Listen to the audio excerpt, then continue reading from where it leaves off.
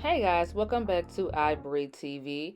Today's video we will be covering the Nashville gunman story that happened this past Sunday.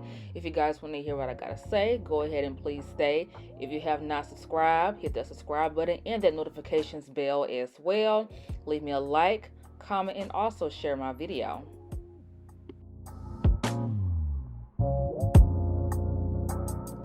So Sundays are the days that we go to church, we sit down in the church house, we talk to God, we just sit there, we have our one-on-one conversations with Him, or we go there to try to strengthen our relationship with the good man above.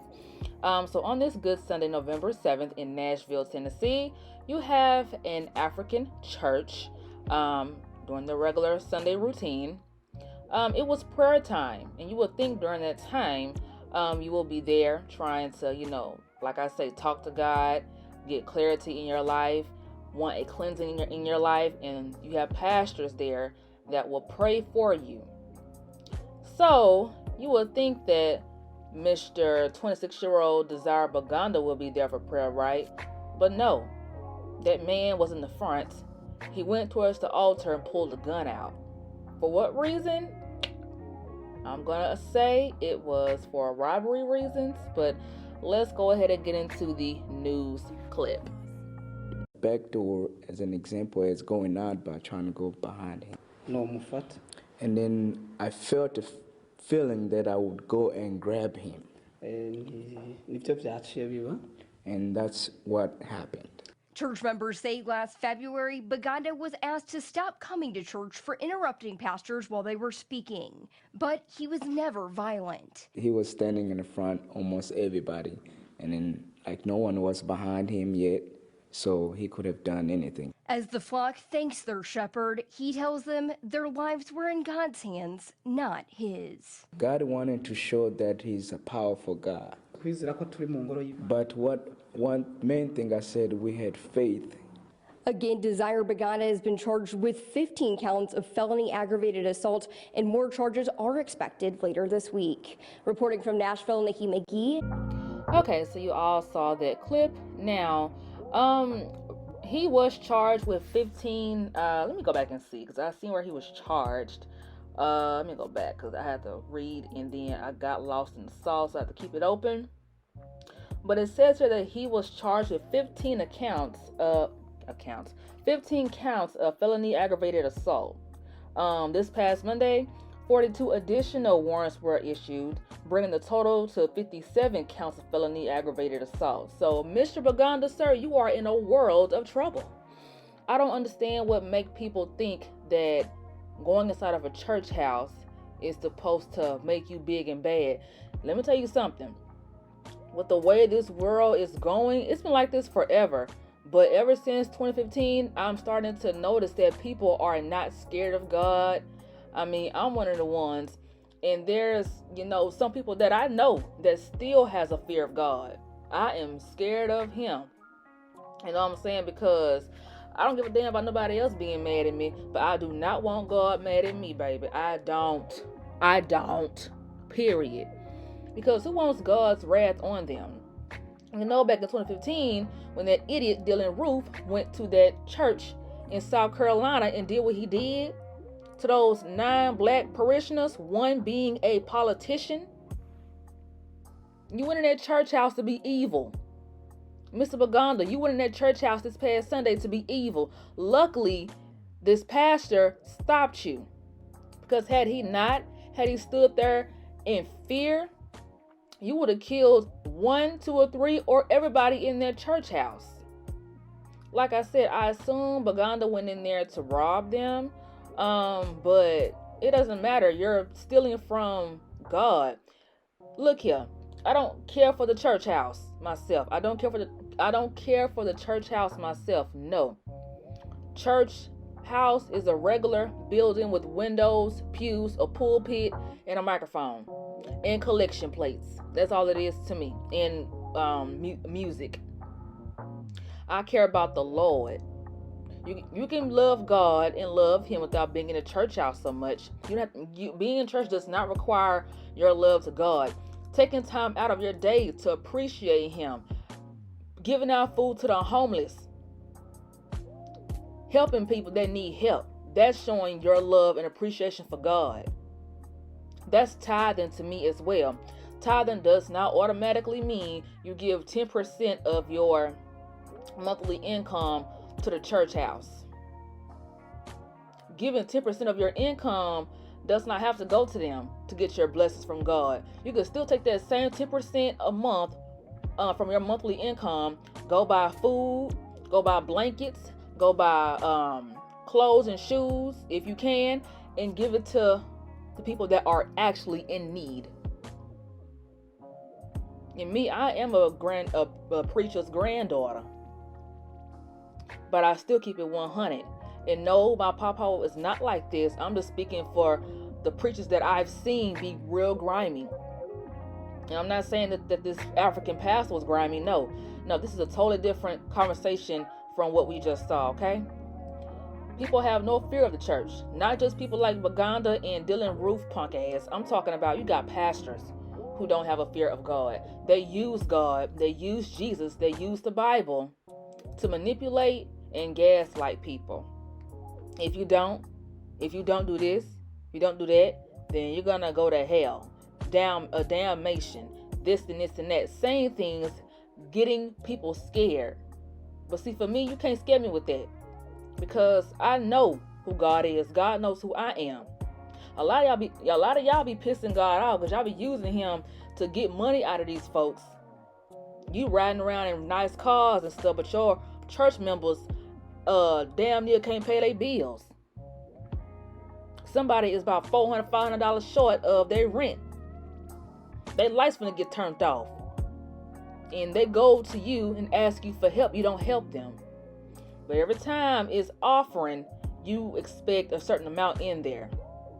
Or two, you expect your tithing. Take care of the pastor of the church. If the pastor is being a real man and being a person of God, an actual person of God, then cool, do what you can. But that pastor will not make you feel shitty for not having it at that time. This is real life. You know that people are not gonna have it all of the time. You know what I'm saying? So when people like to use God to manipulate and play games, man, that don't bother me at all. That does not bother me at all, because it's like, you're not fooling me. You're not fooling nobody else but yourself. No. And that's why I tell some folks, read the Bible for yourself. Get an understanding yourself. Because like I said, you got a lot of pastors out here who do use the Bible to manipulate and play mind games with people. They think it's funny, they think it's cute. Trying to cover up what they're trying to do. And then not just that, you got people in the church house who don't mind. For example, I was 14 years old in the 9th grade, yeah. When I was at a church in a small town years ago, and my uncle got on there saying that a pastor, Pastor Tracy Burleson, could not come here today. I guess he was supposed to preach that day or be in attendance that day. Pastor Tracy Burleson could not be here today because he is being accused, him and his son is being accused of killing his wife. For those who don't know about this story happened in my hometown, up the road from me. Mind you, I found out who this person was years after that, when I was, I think, 17 years old, because the TV had some crime shows on, and it went through talking about the situation. Yeah, so they talked about it, and come to find out, the husband, which is the pastor, him and his wife were married. Yeah, they were married, and they were both pastors of a church in Fifth Ward. So what they did was the same for these other grimy pastors. Really, it was him. I think she did it too, but she kind of backed off of it because she felt some kind of way. But basically, it's the whole punking for me. If you don't do this, if you don't give this money, if you don't do offering, if you don't do tithing, you are no longer allowed in this church. In this church house, you are no longer allowed. You'll be locked out the church house. You'll be banned from the church. So, of course, for a lot of church folks who don't know any better, out of fear, they pay their money. Even if it's their last until their next paycheck, they will give it up because they don't want to, quote unquote, lose their blessings because of what this man said. So, he was doing all that, buying clothes, shoes, getting cars, looking good with the church house money. I think his wife walked in on him having sex with the quote unquote mentally challenged young lady. His nasty self. And I think she was gonna out him.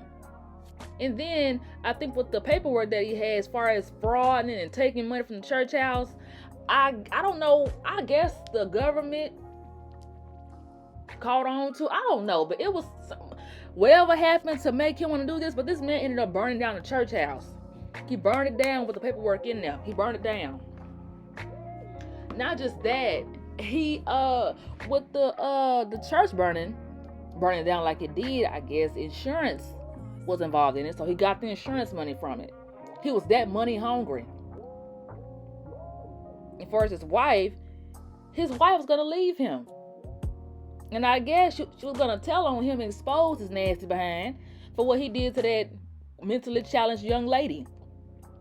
So what he did was he got his son, their adopted son, to shoot his mom. I ain't gonna lie, I thought he stabbed her, but no, he shot her. He shot her. The husband set it up though. He went to the store, came back home. Oh my God, my wife is hurt. My wife, bitch, you got your wife killed.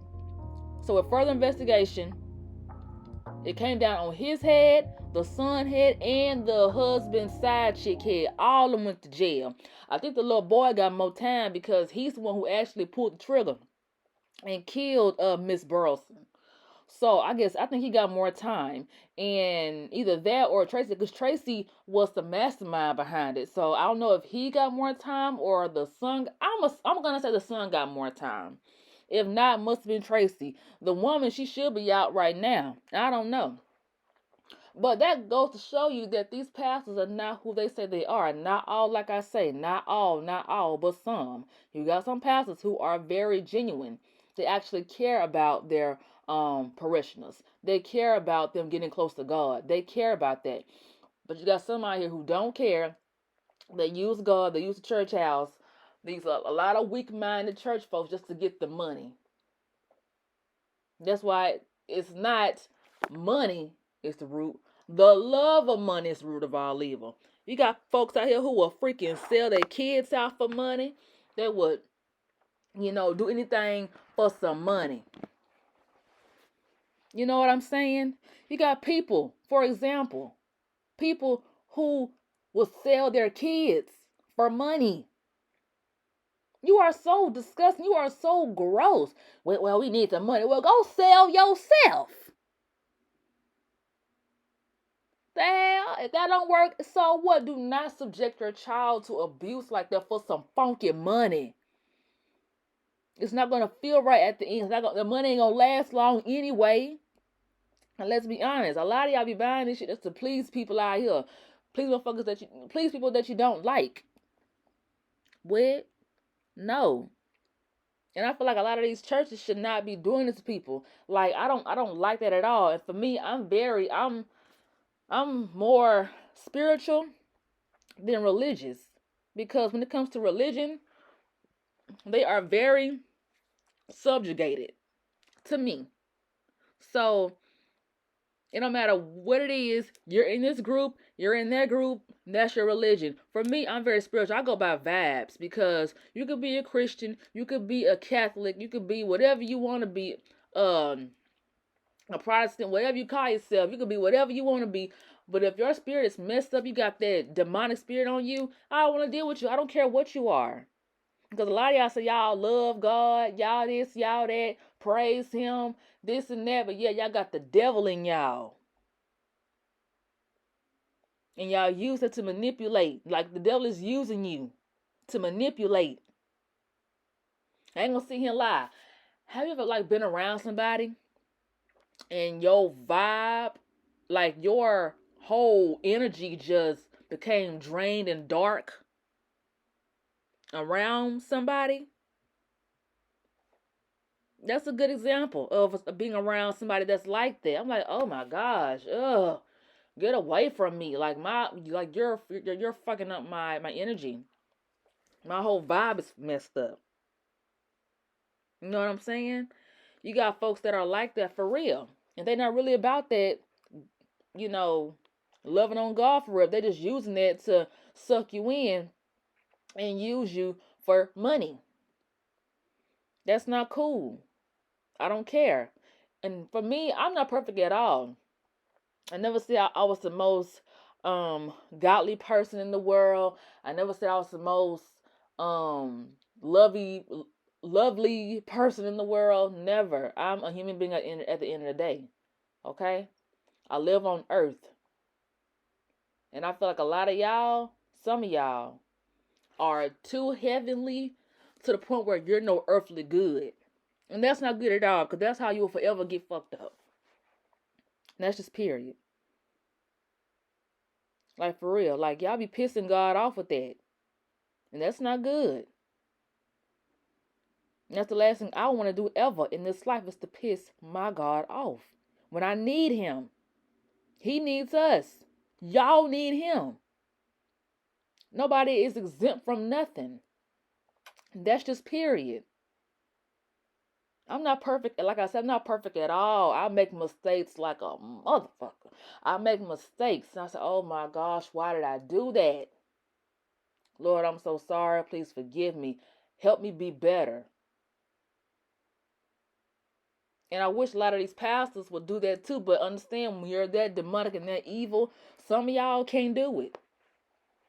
Because you see, y'all have tunnel vision. Some of you Grammy pastors, y'all got tunnel vision. The money and the coins. The cars and the clothes and the hoes. A lot of y'all be fucking some of these people in the church house. Yeah. Some of you pastors with your wives and stuff like that, girl, please. Some of them females be fucking the damn deacon. It's the bullshit for me.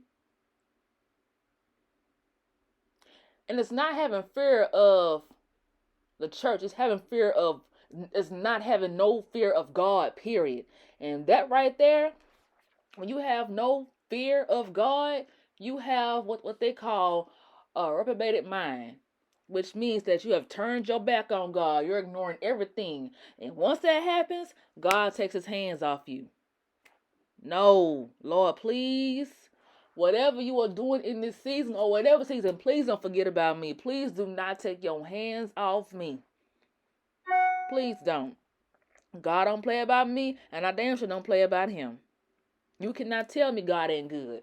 Because with the things I've been through in my life, had it not been for him, had it not been for me having faith in him, I'm not going to sit here and lie. My faith has wavered in some points in my life when I was, growing up to be an adult.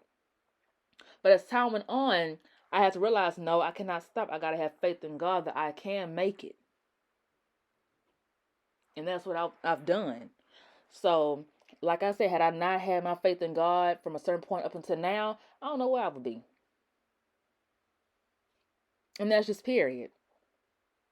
And I feel like a lot of y'all should stop playing these games and stop acting like you don't need him when you do.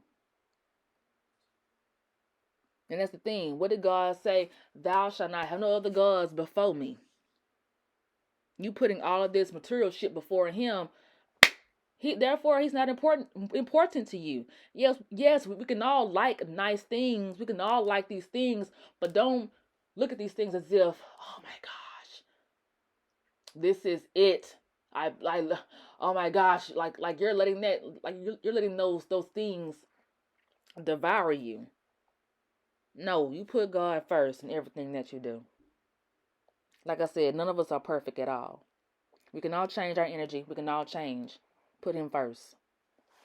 And that's all I gotta say. I might have ruffled some feathers with this. I don't give a damn. I said what I said, period.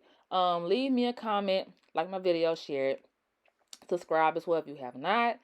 And I will see you, or will talk to you in my next video.